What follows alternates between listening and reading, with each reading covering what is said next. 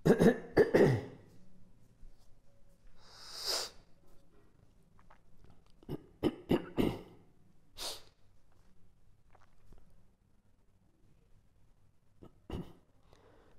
मित्रों, આપણે પ્રકાશ સંશ્લેષણનો અભ્યાસ કર્યો। પ્રકાશ સંશ્લેષણની પ્રક્રિયા દરમિયાન વાતાવરણનો CO2 હરિતકણમાં પ્રવેશે છે અને કાર્બનિક ખોરાકનું નિર્માણ કરે છે। પણ પ્રશ્ન એમ થાય કે વાતાવરણનો આ CO2 હરિતકણમાં ક્યાંથી પ્રવેશે છે? તમને ખબર છે કે વાતાવરણમાં રહેલો CO2 હરિતકણમાં પર્ણમાં ક્યાંથી પ્રવેશે છે? વાયુરંધ્રમાંથી। તમે જાણો છો કે પર્ણની સપાટી ઉપર વાયુરંધ્ર રહેલા છે। આ વાયુરંધ્ર દ્વારા વાતાવરણનો CO2 હરિતકણમાં પ્રવેશે છે। જો આકૃતિ, આ વાયુરંધ્ર છે। પર્ણની સપાટી ઉપર આવા ઘણા બધા વાયુરંધ્ર છે। વાતાવરણનો CO2 આ વાયુરંધ્ર દ્વારા હરિતકણના આધારકમાં પ્રવેશે છે અને પછી પ્રકાશ પ્રક્રિયાની નિપજનો ઉપયોગ કરીને જૈવ સંશ્લેષણ પ્રક્રિયા દરમિયાન ગ્લુકોઝ એટલે કે શર્કરા બનાવે છે। એટલે આમ દિવસે આ બંને પ્રક્રિયાઓ હરિતકણમાં એક સાથે થાય છે। એક બાજુ વાયુરંધ્રમાંથી CO2 આવે છે અને બીજી બાજુ પ્રકાશમાંથી પ્રકાશ શક્તિ થાઇલેકોઇડ પ્રાપ્ત કરે છે। એટલે ગ્રેનામાં પ્રકાશ પ્રક્રિયા થાય છે અને આધારકમાં આ જૈવ સંશ્લેષણ પ્રક્રિયા થાય છે। તો આ રીતે વાતાવરણનો CO2 વાયુરંધ્રમાં પ્રવેશે છે। મોટાભાગની વનસ્પતિમાં આ પ્રક્રિયા દિવસ દરમિયાન થાય છે, કેમ કે દિવસ દરમિયાન વાયુરંધ્ર ખુલ્લા હોય છે અને દિવસ દરમિયાન પ્રકાશ પણ મળે છે। એટલે દિવસ દરમિયાન પ્રકાશ પ્રક્રિયા પણ થાય છે અને દિવસ દરમિયાન વાયુરંધ્ર ખુલ્લા છે એટલે CO2 પણ અંદર આવે છે। પણ કેટલીક વનસ્પતિ એવી છે કે જેમાં દિવસ દરમિયાન વાયુરંધ્ર બંધ હોય છે, અપવાદ સ્વરૂપની વનસ્પતિ। દાખલા તરીકે રામબાણ, કુંવારપાઠું જેવી શુષ્કોદ્ભિદ વનસ્પતિ, આ બધી ક્રેઝ્યુલેસી કુળની વનસ્પતિ છે, નામ યાદ રાખજો, ક્રેઝ્યુલેસી। એટલે રામબાણ, કુંવારપાઠું જેવી ક્રેઝ્યુલેસી કુળની શુષ્કોદ્ભિદ વનસ્પતિઓ છે, એમાં ઊંધું થાય છે। એમાં દિવસે વાયુરંધ્ર બંધ હોય છે અને રાત્રે ખુલ્લા હોય છે। તો પ્રશ્ન એમ થાય કે આમાં બે પ્રક્રિયા કેવી રીતે થતી હશે? સામાન્ય રીતે આ બે પ્રક્રિયા દિવસે થાય છે, કેમ કે દિવસે પ્રકાશ પણ મળે છે ને દિવસે વાયુરંધ્ર પણ ખુલ્લા છે। એટલે ખુલ્લા વાયુરંધ્રમાંથી CO2 અંદર આવે છે, બીજી બાજુ પ્રકાશ પ્રક્રિયાથી નિપજો બને છે, એનો ઉપયોગ તેને ગ્લુકોઝ બને। પણ આમાં શું થાય છે? આમાં દિવસે તો વાયુરંધ્ર બંધ છે એટલે પ્રકાશ તો મળે છે, પણ વાયુરંધ્ર બંધ છે। વાયુરંધ્ર બંધ છે એટલે દિવસે પર્ણમાં CO2 પ્રવેશતો નથી। તો પછી CO2 ક્યારે પ્રવેશે છે? રાત્રે પ્રવેશે છે। આવી જે વનસ્પતિ છે રામબાણ, કુંવારપાઠું જેવી ક્રેઝ્યુલેસી કુળની શુષ્કોદ્ભિદ વનસ્પતિ છે, એમાં CO2 રાત્રે પ્રવેશે છે, કેમ કે વાયુરંધ્ર રાત્રે ખુલે છે। આ એક વાયુરંધ્રની સપાટી મેં તમને બતાવી છે અને એની નીચે રહેલો આ એક મધ્ય પર્ણનો કોષ છે, કેમ કે પ્રકાશ સંશ્લેષણની પ્રક્રિયા ક્યાં થાય? હરિતકણમાં, વાત સાચી, પણ એ હરિતકણ ક્યાં હોય છે? મધ્ય પર્ણકોષમાં। એટલે આ મધ્ય પર્ણકોષ છે। દિવસે આ વાયુરંધ્ર બંધ હોય છે અને રાત્રે વાયુરંધ્ર કેવા છે? ખુલ્લા છે। તો રાત્રે શું થશે? રાત્રે વાયુરંધ્ર ખુલ્લા છે એટલે આ CO2 રાત્રે અંદર આવશે। એટલે આ જો વાતાવરણનો CO2 રાત્રે આ કોષમાં, મધ્ય પર્ણકોષમાં આવ્યો HCO3 સ્વરૂપે, બાયકાર્બોનેટ સ્વરૂપે, પછી એ CO2 સાથે શું થાય છે? એ CO2 સાથે આ મધ્ય પર્ણકોષ છે એનો પેપ જોડાય છે, ફોસ્ફોઇનોલ પાયરુવેટ એસિડ જોડાય, 3 કાર્બનવાળી નિપજ। એટલે આ પેપ 3 કાર્બનવાળું ફોસ્ફોઇનોલ પાયરુવેટ એસિડ વત્તા એક CO2 જોડાયો એટલે 4 કાર્બનિક પ્રથમ સ્થાયી નિપજ બને છે। કઈ? ઓક્ઝેલો એસિટિક એસિડ। તમે જાણો છો, આવું તમે C4 પથમાં જોયું હતું। એટલે C4 પથ જેવી પ્રક્રિયા થાય, પણ ક્યારે? રાત્રે, અને કઈ જગ્યાએ? મધ્ય પર્ણકોષમાં। એટલે વાતાવરણનો CO2 રાત્રે ખુલ્લા વાયુરંધ્ર દ્વારા કોષમાં પ્રવેશે છે અને એ CO2 પેપ સાથે જોડાય છે અને શું બનાવે છે? ઓક્ઝેલો એસિટિક એસિડ। અને પછી આ ઓક્ઝેલો એસિટિક એસિડ છે ને એનું આગળ રિડક્શન થાય છે અને DH ની મદદથી, અને શું બને છે? મેલિક એસિડ। એટલે જો આ પ્રક્રિયા C4 પથ જેવી થઈ, પણ એક ખાસિયત, C4 પથની અંદર તો ક્રેન્જ પેશી રચના હતી, આ વનસ્પતિઓમાં ક્રેન્જ પેશી રચના નથી, છતાં મેલિક એસિડનો ભરાવ થાય છે, ડાર્ક એસિડિફિકેશન થાય છે। આ મેલિક એસિડનો જે ભરાવ થયો, મેલિક એસિડ વધારે બન્યા પણ રાત્રે બન્યા એટલે એને ડાર્ક એસિડિફિકેશન કહેવાય છે. પછી આ મેલિક એસિડ, આ મેલેટ છે, એનું શું થાય? આ મેલિક એસિડ છે ને આ જે મધ્યપર્ણનો કોષ છે એની રસધાનીમાં જમા થાય છે.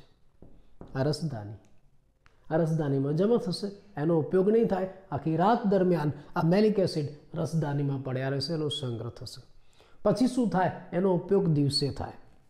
દિવસે જ્યારે દિવસ થાય ત્યારે વાયુરંધ્ર બંધ હોય છે. આ દિવસ, આમાં રાત્રે વાયુરંધ્ર ખુલ્લા હતા, દિવસે વાયુરંધ્ર બંધ, એટલે CO2 અંદર નહીં આવે, એમાંથી પાણી પણ બહાર નહીં નીકળે.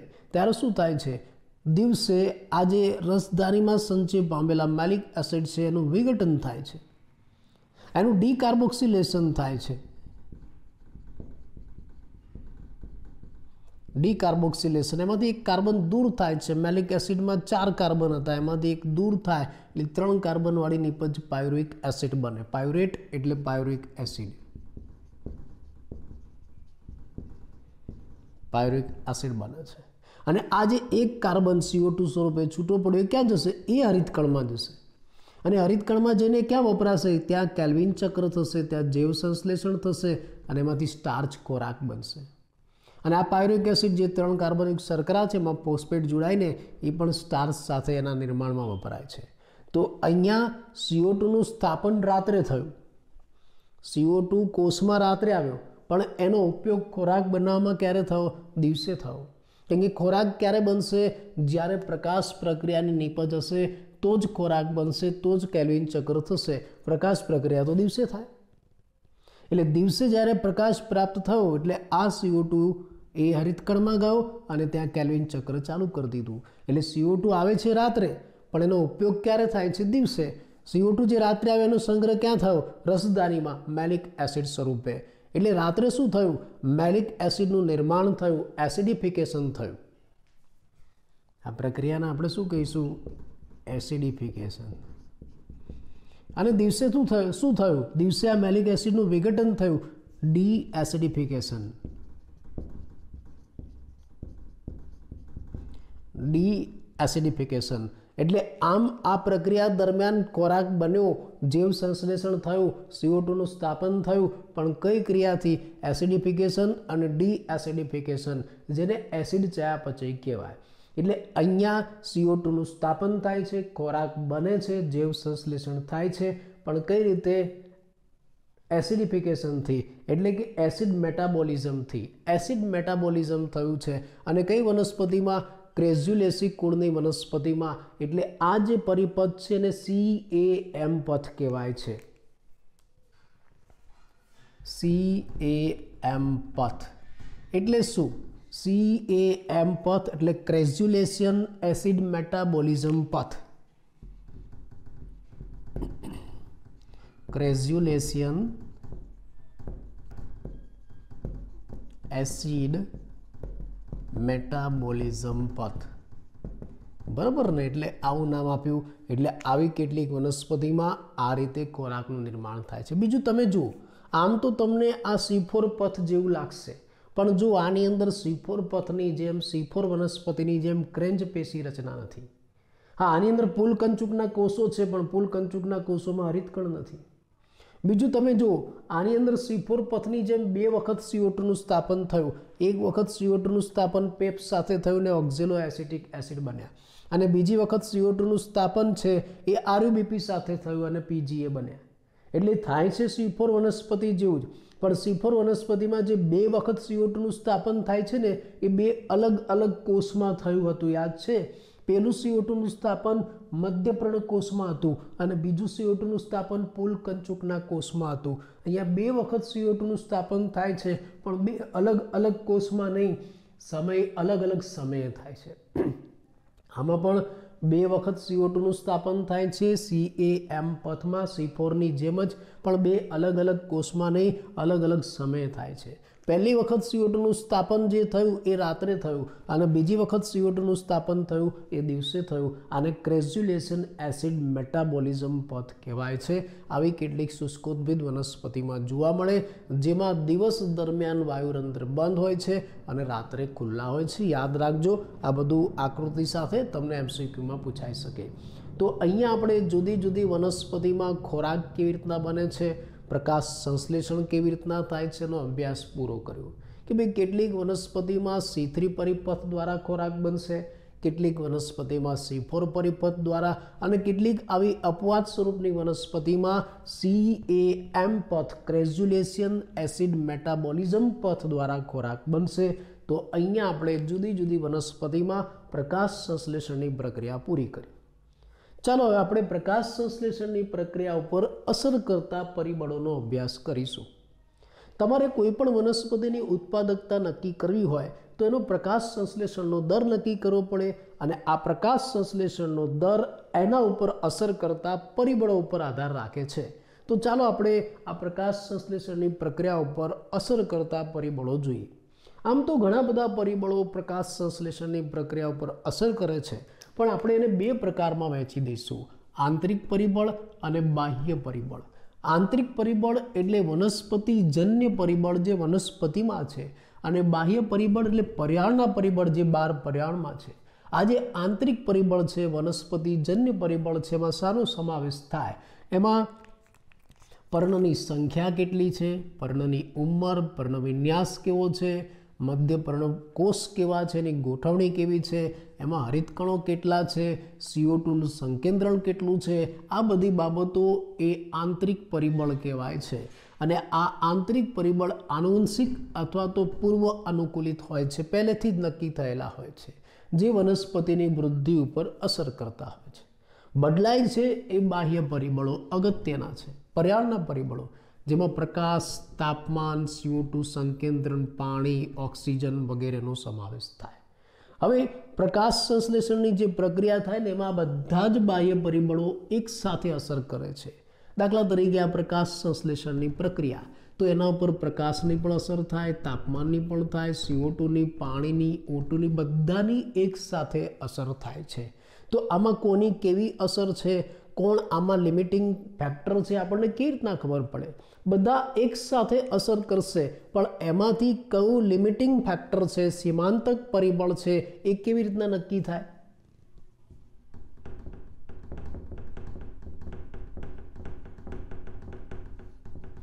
બરાબર, પ્રકાશ સંશ્લેષણની પ્રક્રિયા ઉપર બધા જ પરિબળો એક સાથે અસર કરે છે, પણ એમાંથી કયું પરિબળ એ લિમિટિંગ ફેક્ટર અથવા તો સીમિત પરિબળ તરીકે વર્તે છે, આપણે શોધવાનું છે। આમાંથી કોઈ પણ એક જ પરિબળ લિમિટિંગ ફેક્ટર તરીકે વર્તે, બધા એક સાથે પ્રકાશ સંશ્લેષણની પ્રક્રિયા ઉપર બધા પરિબળો એક સાથે અસર કરે છે, આમાંથી કોઈ એક જ પરિબળ એ સીમાંતક પરિબળ તરીકે લિમિટિંગ ફેક્ટર તરીકે વર્તે છે। કયું પરિબળ કે જેનું મૂલ્ય ઇષ્ટતમ કરતાં ઓછું હોય? કયું પરિબળ કે જેનું પ્રમાણ ઇષ્ટતમ કરતાં ઓછું હોય એને આપણે સીમાંતક પરિબળ કહીશું। જેનું પ્રમાણ ઇષ્ટતમ કરતાં ઓછું હોય એને આપણે સીમાંતક પરિબળ કહીશું। ફરી એકવાર હું તમને આ મુદ્દો સમજાવી દઉં કે ભાઈ પ્રકાશ સંશ્લેષણની પ્રક્રિયા ઉપર બધા જ પરિબળો એક સાથે અસર કરે છે। દાખલા તરીકે પ્રકાશ, તાપમાન, CO2 સંકેન્દ્રણ, પાણી, ઓક્સિજન વધારે, આ બધા જ પરિબળો એક સાથે અસર કરે છે। એમાંથી સીમાંતક પરિબળ કયું, અગત્યનું પરિબળ કયું? કોઈ એક જ પરિબળ સીમાંતક પરિબળ હોય, લિમિટિંગ ફેક્ટર હોય, અગત્યનું પરિબળ હોય, અને એ કયું પરિબળ? તો કે જેનું મૂલ્ય ઇષ્ટતમ કરતાં ઓછું હોય એને આપણે સીમાંતક પરિબળ કહીશું। હવે તમને એમ થાય કે આ ઇષ્ટતમ એટલે શું? તો કોઈ પણ દેહધાર્મિક પ્રક્રિયાને અસર કરતા જે પરિબળો છે એના 3 સૈદ્ધાંતિક મૂલ્ય હોય। કોઈ પણ દેહધાર્મિક પ્રક્રિયાને અસર કરતા પરિબળોના 3 સૈદ્ધાંતિક મૂલ્ય હોય। કયા? એક લઘુત્તમ, બીજું ઇષ્ટતમ અને ત્રીજું મહત્તમ। આવા 3 મૂલ્ય હોય। આ ઇષ્ટતમ જ્યાં દેહધાર્મિક પ્રક્રિયા મેક્સિમમ વધુ સારા દરથી થાય છે, અને આ એના કરતાં ઓછું લઘુત્તમ, એના કરતાં વધારે મહત્તમ, આવા 3 મૂલ્ય હોય છે। એટલે જે પરિબળનું મૂલ્ય આ ઇષ્ટતમ કરતાં ઓછું હોય એને આપણે શું કહીશું? એને આપણે સીમાંતક પરિબળ કહીશું। જો અહીંયા પ્રકાશ સંશ્લેષણ ઉપર ઘણા બધા પરિબળો અસર કરે છે, તો પછી કયા પરિબળની અસર થશે? ચાલો આપણે એના માટે એક નિયમ જોઈએ કે ભાઈ જ્યારે કોઈ પણ જીવ રાસાયણિક પ્રક્રિયા થતી હોય અને એના ઉપર એકથી વધારે પરિબળો અસર કરે ત્યારે તેના દરનું નિયંત્રણ કોના દ્વારા થાય? એવા કારકથી થાય કે જેનું મૂલ્ય ન્યૂનતમની નજીક હોય. જ્યારે કોઈ પણ જીવ રાસાયણિક પ્રક્રિયા ઉપર એકથી વધારે પરિબળો અસર કરતા હોય ત્યારે આ રાસાયણિક પ્રક્રિયાના દરનું નિયમન અથવા તો નિયંત્રણ કોના દ્વારા થશે? એવા કારક દ્વારા થશે કે જેનું મૂલ્ય ન્યૂનતમની નજીક હોય. જેનું મૂલ્ય ન્યૂનતમની નજીક હોય એ કારક દ્વારા આ જૈવ રાસાયણિક પ્રક્રિયાના દરનું નિયમન થશે. આને ન્યૂનતમ કારકનો નિયમ કહેવાય છે. બ્લેકમેન નામના વૈજ્ઞાનિકે 1905માં આપ્યો, કાળા માણસે આપ્યો 1905માં. બ્લેકમેન વૈજ્ઞાનિકનું નામ છે, કાળો માણસ નથી. આપણે આ એક ઉદાહરણ દ્વારા, આ નિયમને એક ઉદાહરણ દ્વારા સમજીએ. ચલો,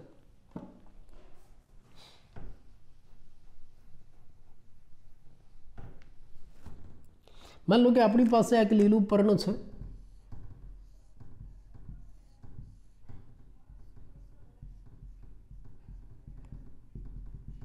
એક લીલું પર્ણ જેને ઇષ્ટતમ માત્રામાં પ્રકાશ પણ મળે છે, પૂરતો પ્રકાશ મળે છે. ઇષ્ટતમ માત્રામાં એને CO2 પણ મળે છે, પણ તાપમાન નીચું મળે છે, તાપમાન ઓછું છે. તો શું થશે? તો આ પર્ણમાં પ્રકાશ સંશ્લેષણ નહીં થાય. કોના કારણે ન થયું? આ તાપમાનના કારણે ન થયું. કેમ કે એનું મૂલ્ય કેવું છે? એનું મૂલ્ય કેવું છે? ન્યૂનતમ છે, ઇષ્ટતમથી ઓછું છે. માટે આ તાપમાનને શું કહેવાય છે? સીમાંતક પરિબળ કહેવાય, લિમિટિંગ ફેક્ટર કહેવાય. જો તમે આ સીમાંતક પરિબળમાં ફેરફાર કરો ને તો આ પ્રક્રિયામાં પણ ફેરફાર થાય. જો તમે હવે ઇષ્ટતમ તાપમાન આપી દો ને તો પ્રકાશ સંશ્લેષણની પ્રક્રિયામાં પણ એની અસર થાય. એટલે આ પરિબળમાં વધારો ઘટાડો કરવાથી આ જે દેહધાર્મિક પ્રક્રિયા છે, પ્રકાશ સંશ્લેષણની પ્રક્રિયા છે, એના ઉપર અસર થાય છે. એટલે કોઈ પણ જીવ રાસાયણિક પ્રક્રિયા ઉપર એક સાથે ઘણા બધા પરિબળો અસર કરતા હોય છે ત્યારે એ બધામાંથી જેનું મૂલ્ય ઓછું હોય ને એ પરિબળ એ જીવ રાસાયણિક પ્રક્રિયા ઉપર અસર કરે. દાખલા તરીકે આ પર્ણમાં પ્રકાશ સંશ્લેષણ કરવા માટે પૂરતો પ્રકાશ પણ આપણે CO2 પણ આપણે આપ્યો, પણ તાપમાન ઓછું આપ્યું તો પ્રકાશ સંશ્લેષણ નહીં થાય. કારણ અહીંયા તાપમાન એ શું થયું? સીમાંતક પરિબળ. હવે તમે તાપમાન વધારી દેશો તો પ્રકાશ સંશ્લેષણ થશે. તો ચાલો હવે પરિબળો કેવી રીતે અસર કરે છે એ જોયા પછી હવે આ પ્રત્યેક પરિબળનો એક પછી એક વારાફરતી આપણે અભ્યાસ કરીએ અને એની પ્રકાશ સંશ્લેષણ ઉપર શું અસર થાય છે આપણે જોઈએ. એ પહેલાં આપણે થોડું એક રિવિઝન કરી લઈએ.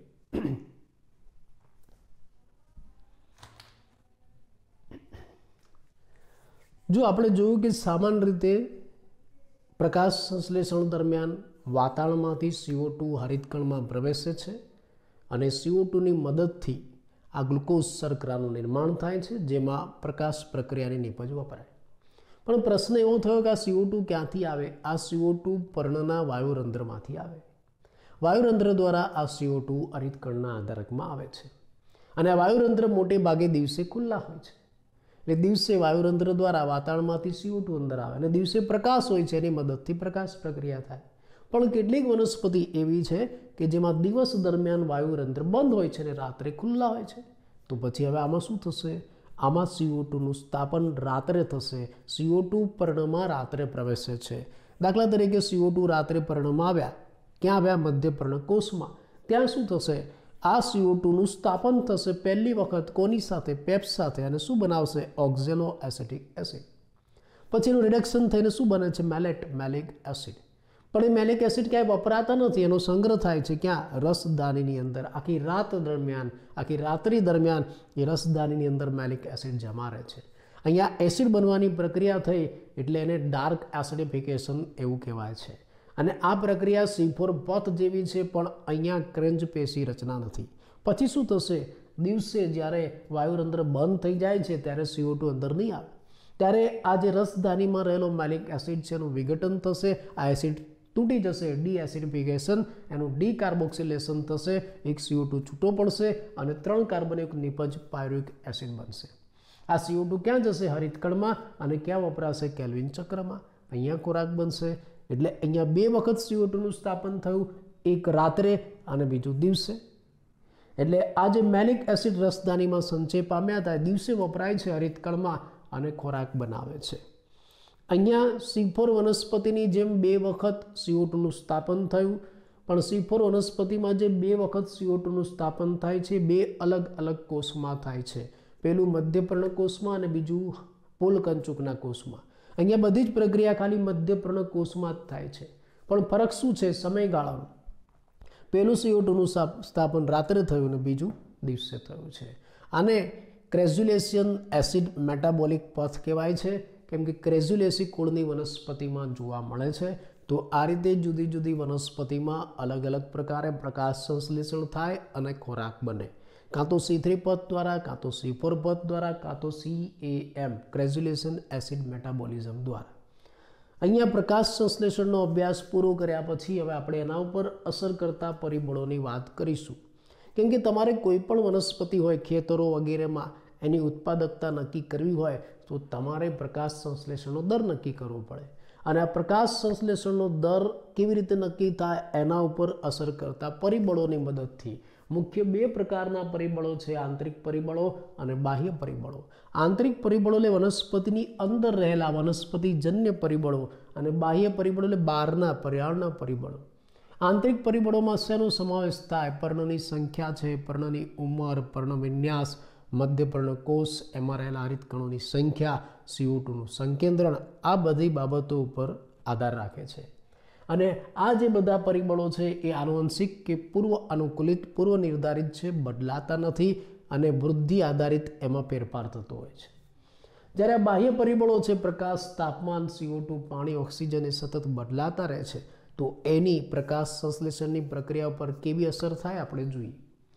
આમ પ્રકાશ સંશ્લેષણની પ્રક્રિયા પર આ બધા પરિબળો એક સાથે અસર કરશે. તાપમાન, પ્રકાશ, CO2, પાણી, ઓક્સિજન આ બધાની એક સાથે અસર થશે.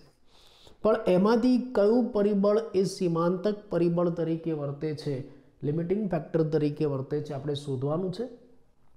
જે પરિબળનું મૂલ્ય લઘુત્તમ કરતાં ઓછું હોય એ સીમાંતક પરિબળ તરીકે વર્તે છે. આ બધા પરિબળો એક સાથે અસર કરશે, પણ આમાંથી જે પરિબળનું મૂલ્ય ઓછું હશે, ઇષ્ટતમ કરતાં ઓછું, એ આ પ્રક્રિયાના દર ઉપર વધારે અસર કરશે, જેને સીમાંતક પરિબળ કહેવાય છે.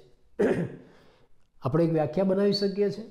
જ્યારે કોઈ જીવ રાસાયણિક પ્રક્રિયા ઉપર એકથી વધારે પરિબળો અસર કરતા હોય ત્યારે એ રાસાયણિક પ્રક્રિયાના દરનું નિયંત્રણ એવા કારકથી થાય કે જેનું મૂલ્ય ન્યૂનતમની નજીક હોય. આને ન્યૂનતમ કારકનો નિયમ કહેવાય, જે બ્લેકમેન નામના વૈજ્ઞાનિકે આપ્યો. આપણે એક ઉદાહરણ દ્વારા જોઈ શકીએ છીએ. માની લો કે આપણી પાસે લીલું પર્ણ છે, એને ઇષ્ટતમ પૂરતો પ્રકાશ, પૂરતો CO2 મળે છે, પણ તાપમાન ઓછું મળે છે, તો આમાં પ્રકાશ સંશ્લેષણ નહીં થાય. આ બંને પૂરતા છે, પણ આ ઓછું છે, તો આ તાપમાન શું થયું? સીમાંતક પરિબળ. જે ઓછું છે સીમાંતક પરિબળ, લિમિટિંગ ફેક્ટર થયું. હવે તમે સીમાંતક પરિબળમાં ફેરફાર કરો ને તો પ્રક્રિયાના દરમાં પણ ફેરફાર થઈ શકે છે. માની લો કે આપણે તાપમાન વધારે આપીશું, ઇષ્ટતમ તાપમાન આપીશું, તો આ પર્ણમાં પ્રકાશ સંશ્લેષણ થશે. તો ચાલો હવે આપણે જુદા જુદા પર્યાવરણના પરિબળોનો પ્રકાશ સંશ્લેષણની પ્રક્રિયા પર શું અસર થાય છે, શું ફાળો છે, એનો આપણે મુદ્દાસર અભ્યાસ કરીએ.